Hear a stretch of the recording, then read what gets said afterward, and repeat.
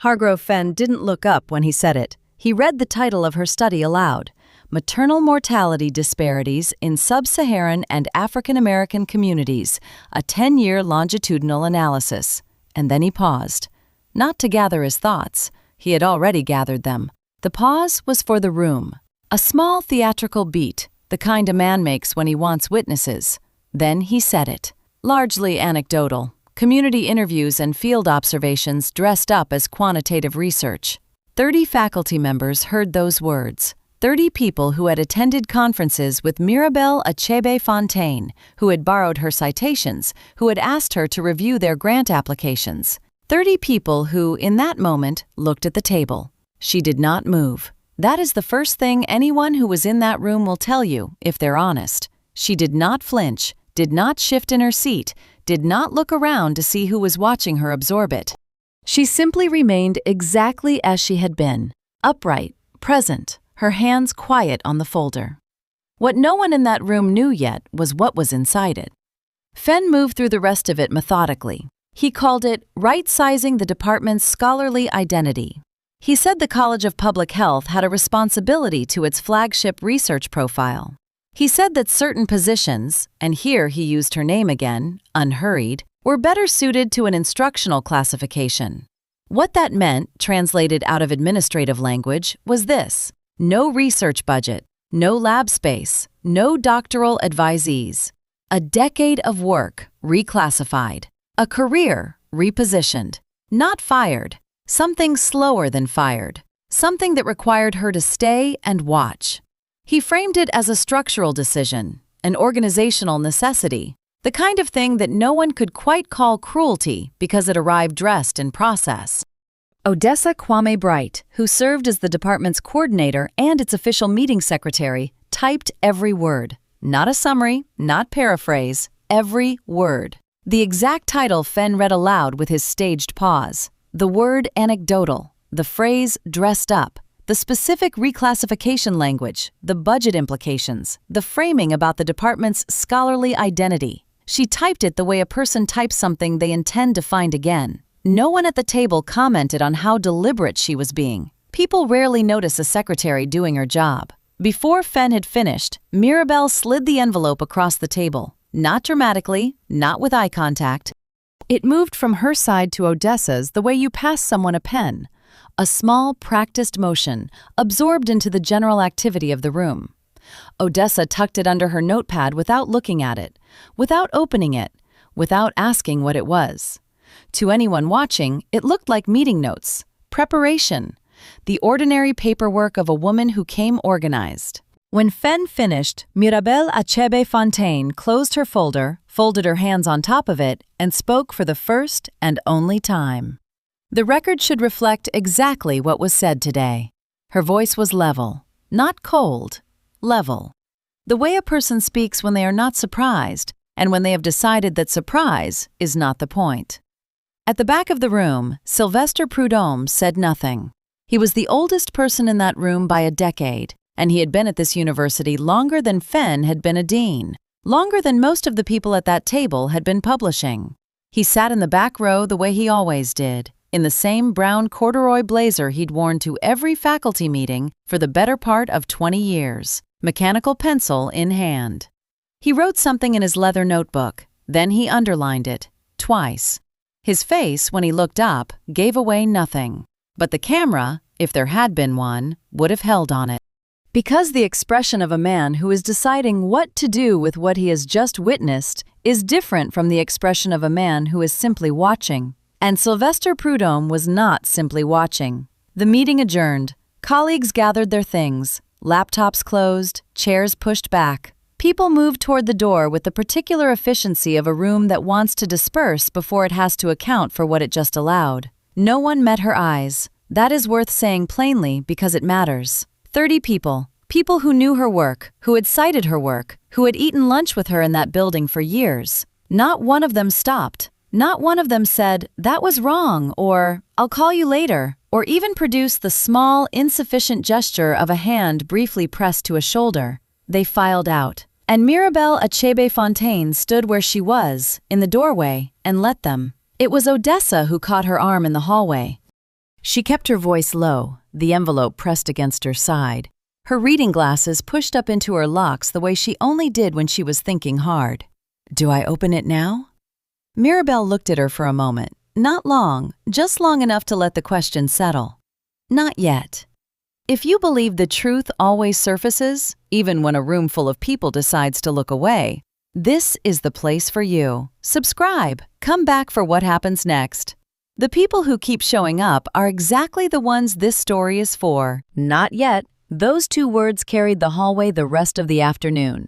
Odessa Kwame Bright turned them over the whole walk back to the department office, the sealed envelope tucked under her arm like something fragile. She had worked in this building for 4 years. She had coordinated schedules, filed IRB amendments, forwarded grant correspondence with Mirabel's name on it, and somehow, in 4 years, she had never actually walked through that lab. She did the next morning. The room stopped her at the threshold. Floor-to-ceiling shelving ran the full length of the left wall, each shelf labeled by country and year in Mirabel's precise block lettering. Nigeria, 2014. Mississippi Delta, 2016. Ghana, 2017 to 2019. Alabama, 2019 to 2021. The folders were not thin. They were the kind of thick that comes from a decade of someone showing up, to clinics, to community centers, to the kind of places where trust is earned slowly and data does not come without relationship. The far wall held the map. Odessa had heard about it. In passing, the way you hear about things in a building without ever seeing them. But hearing about a wall-sized data map and standing in front of one are different experiences entirely. Hundreds of pins. Red for primary field sites, blue for secondary observation points, yellow for community health partner locations. Thin red thread connecting clusters across Ghana, Senegal, and Nigeria to clusters across Alabama, Louisiana, and Mississippi.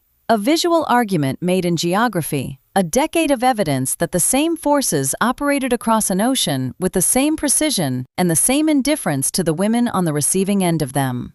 IRB certificates from 4 nations were framed along the upper edge of the map like a border. Institutional Review Board approval from the University of Ghana, from Tulane, from the NIH Office of Research on Minority Health, from the University of Ibadan. Odessa stood there long enough that her neck began to ache from looking up. Then she saw the photograph. It was not large, maybe 8 by 10, in a plain wooden frame. Mirabel, younger, her hair longer, standing outside what appeared to be a rural clinic. Beside her, an elderly Ghanaian woman in a pale yellow dress, her hand resting on Mirabel's forearm with the easy authority of someone who had earned the gesture. The older woman was looking directly at the camera. Mirabel was looking at her. Odessa did not know who the woman was. She made a note to ask. She would not get the chance yet. From the hallway outside the lab, Odessa heard the low, even cadence of Mirabel's voice before she reached the door. She slowed without meaning to. The laptop screen showed a man in a dark blazer, a lanyard visible at his collar. His name badge was legible even at a distance. Dr. Kofi Ose-Mensah, NIH Study Section Chair. He was speaking. Mirabel listened without moving. Then she said, quietly and without any particular urgency, "The timeline is still intact. We'll know in 3 weeks." A pause. Something the man said on the other end. "Yes," Mirabel said. "Exactly." She reached forward and closed the laptop the moment Odessa's knuckle touched the door. If she was unsettled, nothing in her face said so. She gestured toward the chair across from her desk, the way a person gestures toward a chair they have offered 1,000 times. Odessa sat. Neither of them mentioned the call. What Odessa did mention was the map, the folders, the IRB certificates. She said it the way people say things when they are recalibrating, slowly, choosing words that don't quite fit the size of what they're describing. Mirabel listened. Then she said, 14,000 coded observations, 4 countries, 10 years. She said it the way you state a fact about the weather. Every one of them IRB cleared at every stage. Every one of them cross-referenced. She did not say, and Hargrove Fenn called it anecdotal in front of 30 colleagues. She did not have to. Across the building, in an office that smelled of old carpet and institutional coffee, Hargrove Fenn was not recalibrating anything. He was typing. The reclassification paperwork was already drafted. He had CC'd the provost. He had CC'd the Office of Faculty Affairs. The language was careful in the way that language is careful when someone believes they are protected. Specific enough to sound procedural, vague enough to be deniable. The research in question lacks the rigor expected of a flagship institution. He read it back once, then a second time. He seemed satisfied. He rotated his class ring once, the way a man does when he has decided something. He hit send. What Fenn did not know, what he had no reason to suspect, because he had not asked and had not listened and had not looked at the wall, was that 3 weeks was a very specific number. Not approximate, not hopeful. Specific in the way that timelines are specific when the decision has already been made and only the paperwork remains. The timeline was intact. He did not know what that meant. He did not know there was a timeline at all. That afternoon, a university communications staffer knocked on his door with a press release draft, a new community health partnership announcement the university was preparing. Standard procedure. Would the dean like to include any departmental research as a flagship example? The staffer had done the legwork. There was a study, she said. 10 years, multinational. The kind of thing that made the university look serious. She named it. Fenn did not look up from his desk. He took the draft, found the line with Mirabel Achebe-Fontaine's name on it, and drew a single line through it with his pen. He handed the draft back without reading the rest. The university's internal mail ran on Tuesdays and Fridays. It arrived in manila envelopes sorted by department, delivered by a work-study student who knocked twice and left them in the wire basket by the door. Mirabel Achebe-Fontaine had received hundreds of them over 11 years. She knew by weight what kind of news they carried. This one was light. The reclassification notice was 4 paragraphs. The language was administrative, which is to say, it was designed to sound like procedure rather than punishment. Effective immediately, her position was under formal review for transition from tenured research faculty to instructional faculty. Her research budget was frozen pending the outcome. Her lab space allocation was flagged for reassessment. Her doctoral advisees, 7 of them at various stages of their dissertations, had been sent separate letters informing them that their advisor's research supervision status was under review and that they should contact the graduate office to discuss continuity of their programs. 7 letters, sent the same morning, without telling her first. They came in a group, which told her they had found each other in the hallway first. The youngest one, a 3rd year named Priya, was still holding the letter. The other 2 stood slightly behind her, as if proximity to the paper was the thing to be afraid of. Mirabel looked at them for a moment. Then she said, "Sit down." She did not tell them not to worry. She did not tell them everything would be fine. She had been in enough rooms to know that false reassurance is its own kind of disrespect. What she told them was this: finish your chapters. Trust the work. A title on a door does not change what is true about your data. If the methodology holds, and she looked at each of them when she said this, then the methodology holds regardless of what gets written in an administrative memo. She told them to keep their heads down and their citations clean. She told them she was still there. They left looking steadier than they had arrived. Not reassured, steadied. There is a difference. Odessa Kwame Bright had come in quietly behind the students and stayed near the door. She watched Mirabel look into the drawer for a long moment. Then Mirabel lifted the necklace, the one she had worn the day Hargrove Fenn read her title aloud with a pause in it, and set it carefully inside. She closed the drawer. "I'll put it back on," she said, "when it matters again." Odessa didn't ask what that meant. She wrote something in the margin of the folder she was holding instead. The listserv message went out at 11:47 that morning. It came from a junior faculty address, an assistant professor in the department's health policy division, a hire from the previous year who had been photographed twice at Fenn's welcome reception. The message did not name Mirabel directly. It did not need to. It referred in 3 careful sentences to certain community-based projects that, in the sender's view, had a tendency to confuse advocacy with science, and suggested that the department's renewed focus on methodological rigor was, in fact, a sign of institutional maturity. 30 faculty members received it. 29 of them said nothing. Sylvester Prudhomme replied within the hour. His message was 11 words. "Please define the terms advocacy and science as you are using them here." He CC'd the department chair and the faculty senate secretary. He did not explain why. The original sender did not reply. Here is what Hargrove Fenn had called anecdotal: 14,012 coded field observations, 4 countries: Ghana, Nigeria, the United States, and Senegal. 10 years of longitudinal data collection with IRB clearance from each participating institution: the University of Ghana's School of Public Health, the Lagos University Teaching Hospital, the NIH's own Office of Research on Minority Health, and Mirabel's home institution, which had signed every renewal without objection for a decade. Each observation was geotagged. Each was cross-referenced against hospital admission records and vital statistics registries. Each had been entered into a shared data architecture, co-designed with the NIH Office of Research on Minority Health, not submitted to them for approval after the fact, but built with them from the first year as a condition of the original partnership.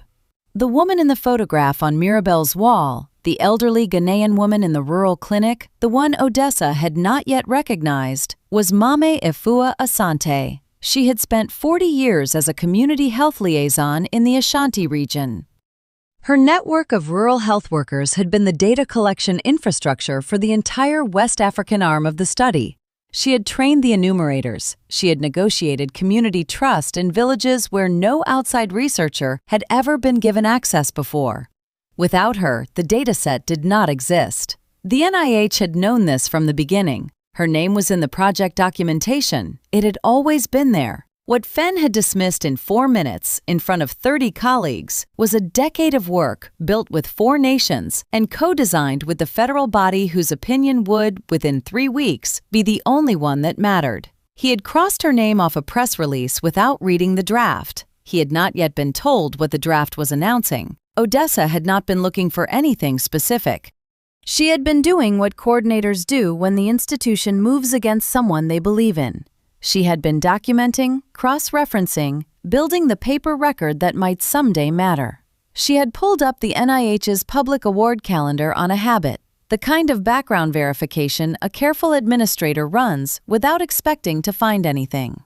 She found something. She went pale in the way that people go pale when a number is too large to process immediately. Not fear, not shock, but the specific stillness of a person whose mental model of a situation has just been replaced by a much larger one. She looked up at Mirabel. Mirabel was already watching her from the doorway. Neither of them spoke. Odessa looked back at the screen, then up again. Her expression held something that was not quite surprise, because somewhere, in the part of her that had watched Mirabel close that folder and slide that envelope across the table and say, "Not yet," she had already suspected that the ground beneath this story was not what Hargrove Fenn believed it to be. She just hadn't known, until this moment, how far down it went. Odessa had been looking for confirmation. What she found instead was a date. The NIH's Office of Extramural Research posts its award calendar in advance. Not the amounts, not the recipients, just the review cycle closures, the program officer sign-offs, the final approval windows. Odessa had cross-referenced the program code for the Office of Research on Minority Health's longitudinal cohort initiative against the university's grant tracking portal, and the numbers lined up with a precision that made her chest tighten. The final approval window had closed 2 days before the faculty meeting. Odessa looked up. Mirabel looked back. Neither of them said anything for a long moment. Then Mirabel set down her mug, smoothed the front of her blazer, and said, "Now you understand why the envelope stays sealed until it's useful." She had known. She had known when she walked into that room. She had known when Hargrove Fenn picked up her research summary and read the title aloud with that practiced pause, that small editorial weight he placed on the word anecdotal. She had known when her colleagues looked at the table instead of at her. She had sat with that knowledge folded inside her like a second skeleton, and she had let him speak, and she had said nothing. And she had slid that envelope to Odessa without explanation. Because the record needed to exist before the moment arrived, not after.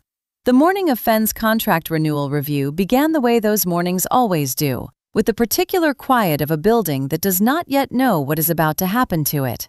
Fenn had prepared remarks. He had a summary of departmental restructuring achievements. He had the reclassification paperwork, neatly tabbed. He had, in the margin of his notes, a single line he planned to use if the Achebe-Fontaine situation arose. a difficult but necessary realignment of the department's scholarly identity. He had rehearsed the phrase until it felt like something other than what it was. At 8:47 in the morning, the NIH Office of Extramural Research called the university's Office of Research. The program officer's name was Dr. Lina Vasquez-Park. She had been the lead reviewer on the maternal mortality disparities cohort for 3 years. She did not call often. NIH program officers communicate mostly in writing, but this was the formal notification call, the one that precedes the public announcement, the one that goes to the institution before it goes to the press. The grant was $47 million. The university was named as the recipient institution. The award letter described Mirabel Achebe-Fontaine's methodology, the 10-year longitudinal design, the 4-country data infrastructure, the 14,000 coded and geotagged observations, using a word that NIH award letters almost never use: landmark. By 9:15, Odessa had the envelope in her hand. 3 department chairs had been called into the room, not by Mirabel, but by the Associate Provost's office, which had received the research notification and made 2 phone calls of its own before Fenn's review session was scheduled to begin. The chairs sat around the long table with the careful stillness of people who are recalculating. Mirabel sat at the far end. She did not open the envelope herself. She nodded to Odessa. Odessa pulled her reading glasses down from her forehead, that deliberate gesture, the one she reserved for moments that required precision, and she opened it. The letter was dated 14 days prior. NIH letterhead. Dr. Lina Vasquez-Park's signature at the bottom. The language was formal and unambiguous. The grant application submitted by Dr. Mirabel Achebe-Fontaine had completed final program officer review and been approved for award recommendation, pending institutional acceptance. The date of final approval was printed clearly at the top of the second paragraph.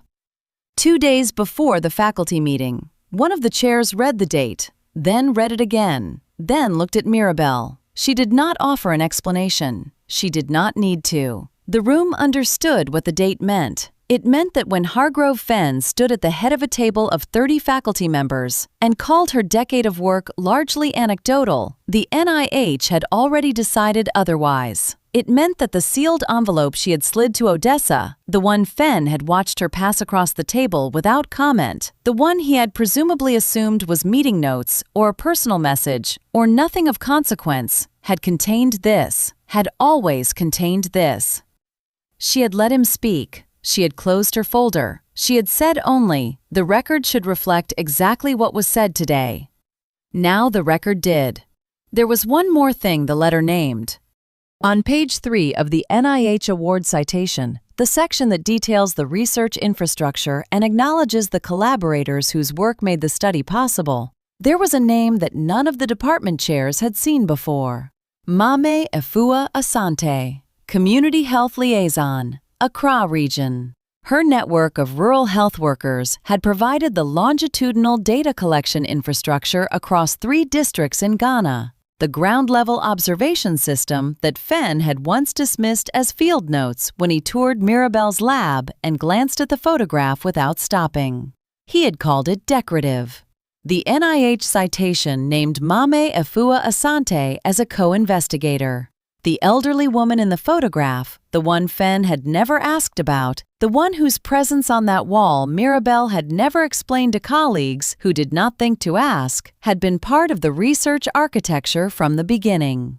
The field observations were her network. The community interviews were her relationships, built over 30 years of rural health work, formalized into a co-designed data protocol that had been IRB cleared in 4 countries. What Fenn had called anecdotal was, in the language of the NIH's own citation, the study's primary data infrastructure. If any of the department chairs had a comment, they kept it. Down the hall, in the provost's conference room, the review session had begun. Fenn had gotten through his opening remarks. He had used the phrase scholarly realignment twice. He had not yet been asked about the Achebe-Fontaine reclassification directly, though he had felt the question gathering in the room like weather.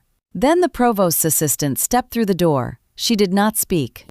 She crossed to the table, set a single printed page in front of Fenn, and stepped back. It was the NIH award letter. One line was highlighted in yellow. Landmark. Fenn looked at the word. The room waited. His right hand moved to the table's surface, found the class ring, and began to rotate it. Slowly, steadily, the way it always did when the ground beneath him was no longer what he had assumed it to be. The ring stopped rotating sometime around the 3rd hour. That was the detail people remembered afterward. Not the words the provost used, not the formal language of the review board's finding, but the moment Hargrove Fenn's hand went still on the table and stayed there. The men and women seated across from him had read the same documents he had. They had read them carefully, and when the session ended, there was nothing left to argue about, because the record had already argued everything. The review board's written finding ran to 11 pages. It cited a documented pattern of procedural overreach and a failure of scholarly judgment. It did not editorialize. It did not need to. The exhibits did the work.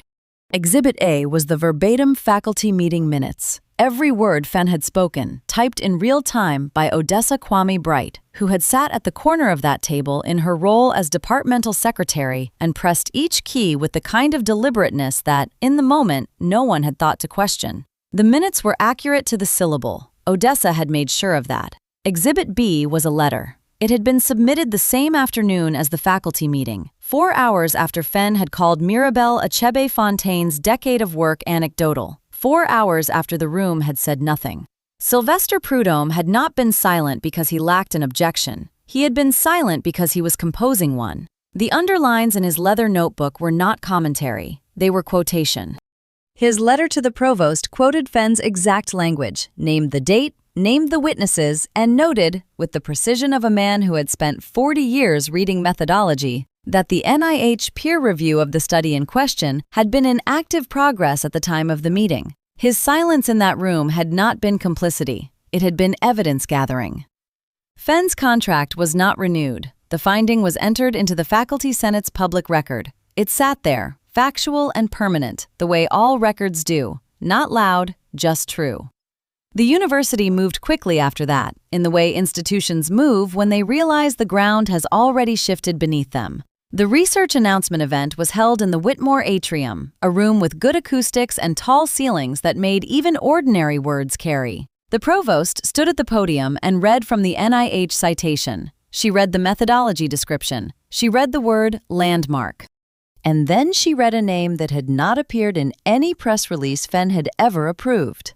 Mame Efua Asante, Community Health Liaison, co-investigator, the woman in the photograph on Mirabel's wall, the woman whose network of rural health workers across 4 countries had made the longitudinal data collection possible, whose relationships had opened doors that no institutional letterhead could have opened, whose knowledge was the infrastructure beneath the infrastructure. Mirabel's doctoral students sat in the front row. They had been told to finish their chapters and trust the work, not the title on the door. They had done both. Now they sat and listened as the institution read aloud the value of what they had been part of, and none of them looked at Mirabel for confirmation, because they had stopped needing to. The reclassification notice was formally rescinded in the same meeting. The provost read that too, entered it into the public record, and moved on without ceremony. Because it was, the record now showed, a document that should never have existed. Mirabel returned to her office after the event. She set her bag down. She sat for a moment in the chair she had sat in for 10 years, in the room that held 10 years of work. Then she opened the desk drawer. The beadwork necklace was where she had left it, placed there on the day she had told Odessa it would go back on when it mattered again. She had not said when that would be. She had not needed to. The weight of the thing in her hand was familiar. She fastened it at the back of her neck and sat quietly for a moment in the way a person does when something that was taken has been returned, not by force, but by fact. Odessa watched from the doorway and said nothing. There was nothing that needed saying. Sylvester Prudhomme appeared in the hall a few minutes later. He did not stop. He nodded once, the nod of a man who had said what needed to be said 4 months ago, in a letter, in precise language, and had nothing to add to it now. Then he walked on, the way he always did, mechanical pencil behind his ear, corduroy jacket carrying the particular silence of someone who has never needed to be loud to be heard. The data wall held everything. 14,000 coded observations, 4 countries, 10 years.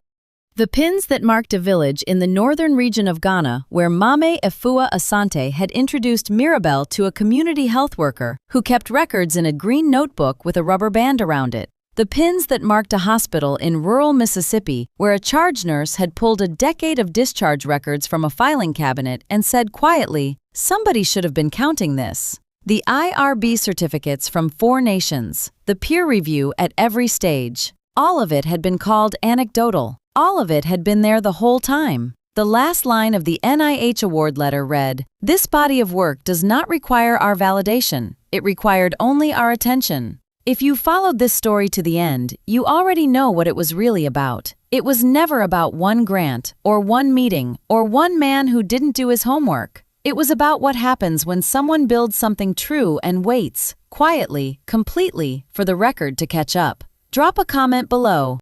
Tell me, have you ever had to let the work speak while you said nothing? Have you ever waited for a moment like the one Mirabel waited for? I want to hear it. And if this story stayed with you, if it felt like something worth keeping, share it with someone who needs to be reminded that the truth doesn't always arrive loudly. Sometimes it arrives in 11 pages of findings and a nod in a hallway. If this one hit home, you know what to do. Thanks for watching. The end screen has more stories like this one. Pick whichever calls to you.